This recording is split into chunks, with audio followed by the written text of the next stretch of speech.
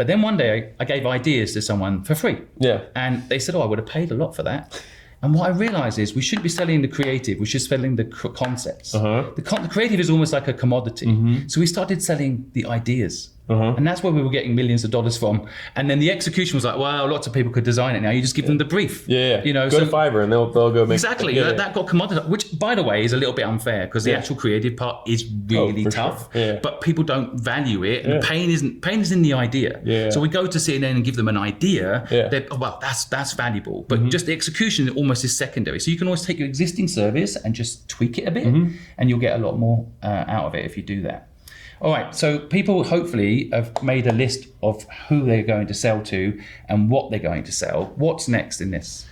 So now we got to get them to buy. So it's like, this is all great. You know, we've got some of these character traits. We decide to start taking action. We figure out who we want to sell to. We figure out what we want to sell. So now, and we're going to write, there we go. Simon's going to write with I the need good to have a handwriting. purpose in this. You see. So this is it. I get to write one And line. so now we got to get them to buy.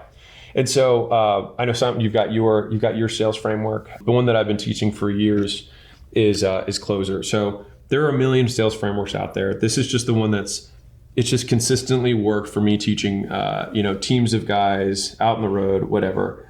And for years, I actually just taught Close. And it was only probably in the last 4 or 5 years that I added the R on there. Hope you trademark this. Yeah, I don't know. Who knows? Closer.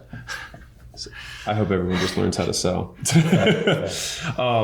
So the first thing is like, basically, okay, now that I'm in front of this who and I've got the what, how do I get them to give me money?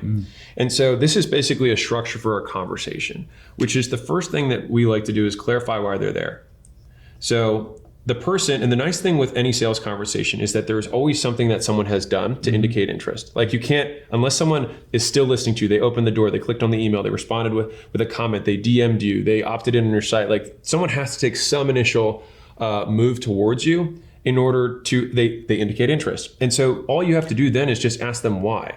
So you say, hey, why'd you respond to my post? Hey, why did you DM me? Hey, why did you opt in on my site?